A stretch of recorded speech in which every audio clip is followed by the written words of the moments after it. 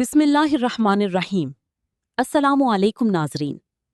تمام تعریفیں اللہ تعالیٰ کی پاک ذات کے لیے اور لاکھوں کروڑوں درود اور سلام اللہ تعالیٰ کی آخری نبی اور رسول حضرت محمد صلی اللہ علیہ وآلہ وسلم پر۔ ناظرین، آپ دیکھ رہے ہیں ہمارا چینل بیسک پاکستانی لاز ان اردو۔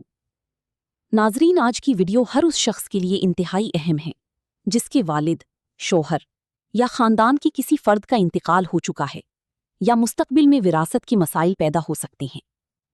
آج ہم بات کریں گے والد کی انتقال کے فوراً بعد سب سے اہم کام کیا ہے، وراثت کی تقسیم میں لوگ کون سی خطرناک غلطیاں کرتے ہیں، بہنوں اور خواتین کا حق کیسے دبایا جاتا ہے، اور اگر وراثت غلط تقسیم ہو جائے تو قانونی حل کیا ہے۔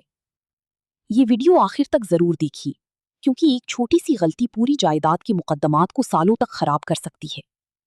سب سے اہم بات، وراثت فوراً واضح کریں۔ ناظرین، والد کے انتقال کے بعد سب سے پہلی اور سب سے اہم چیز یہ ہے کہ مرحوم کی تمام جائیداد اور قانونی ورثہ کو فوری طور پر تحریری طور پر واضح کیا جائے۔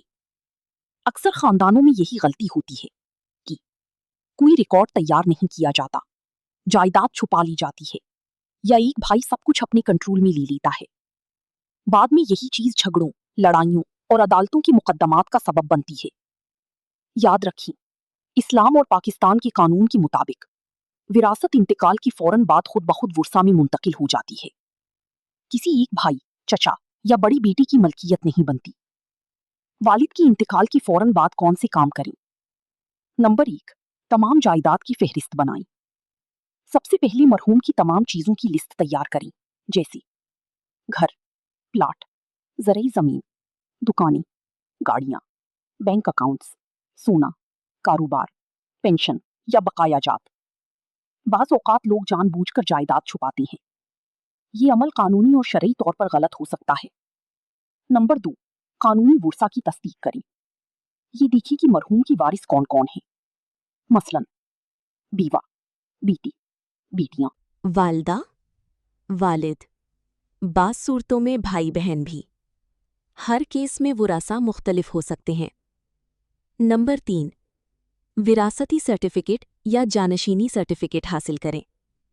اگر بینک اکاؤنٹس، گاڑیاں یا دیگر مالی اثاثے موجود ہوں تو عدالت سے succession certificate, letter of administration حاصل کرنا ضروری ہو سکتا ہے۔ پاکستان میں اب نادرہ اور متعلقہ عدالتوں کے ذریعے یہ پروسیس کیا جاتا ہے۔ وراثت میں سب سے بڑی غلطیاں۔ غلطی نمبر 1، زبانی تقسیم۔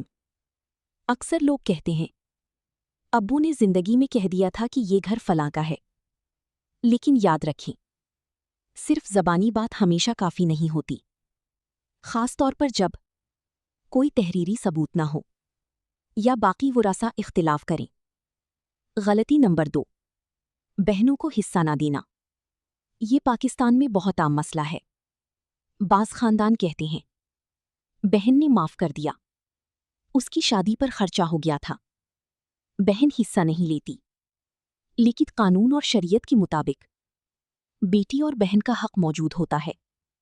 زبردستی معافی لینا بھی غیر قانونی ہو سکتا ہے۔ غلطی نمبر 3، انتقال اپنے نام کروا لینا۔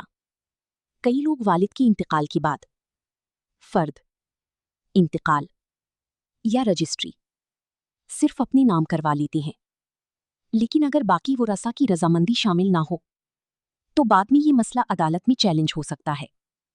اگر وراثت غلط تقسیم ہو جائے تو کیا کریں؟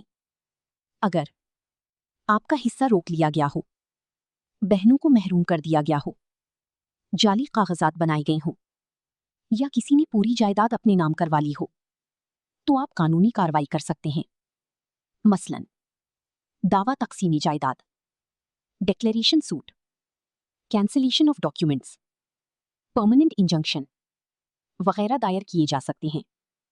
عدالت جائیداد کی حقیقت اور وراثاء کے حقوق کا جائزہ لیتی ہے۔ ایک اہم قانونی اور اسلامی بات۔ ناظرین، وراثت صرف قانونی مسئلہ نہیں بلکہ بہت بڑی شرعی ذمہ داری بھی ہے۔ قرآن پاک میں وراثت کے حصے واضح بیان کیے گئے ہیں۔ جو شخص کسی وارث کا حق کھاتا ہے وہ صرف قانونی نہیں بلکہ دینی لحاظ سے بھی جواب دہ ہو سکتا ہے۔ اس لیے انصاف کریں، بہنوں کا حق دیں اور جائیداد کے معاملات شفاف رکھیں۔ عملی مشورے۔ میں آپ کو چند اہم مشورے دینا چاہوں گی۔ والدین اپنی جائیداد کا ریکارڈ منظم رکھیں۔ تمام بچوں کو معلومات دیں۔ انتقال کے بعد جلد قانونی مشورہ لیں۔ جائیداد خفیہ نہ رکھیں۔ بہنوں پر دباؤ نہ ڈالیں۔ ہر چیز تحریری شکل میں رکھیں۔ یہ چیزیں خاندان کو عدالتوں اور دشمنیوں سے بچا سکتی ہیں۔ اگر آپ کو یہ ویڈیو معلوماتی لگی ہو تو ویڈیو کو لائک کریں، چینل بیسک پاکستانی لاز ان اردو کو سبسکرائب کریں اور بیل آئیکن ضرور دبائیں۔ اگر آپ وراثت، جائیداد یا قانونی مسائل پر مزید ویڈیوز چاہتے ہیں تو کامنٹ میں ضرور بتائیں۔ اللہ حافظ۔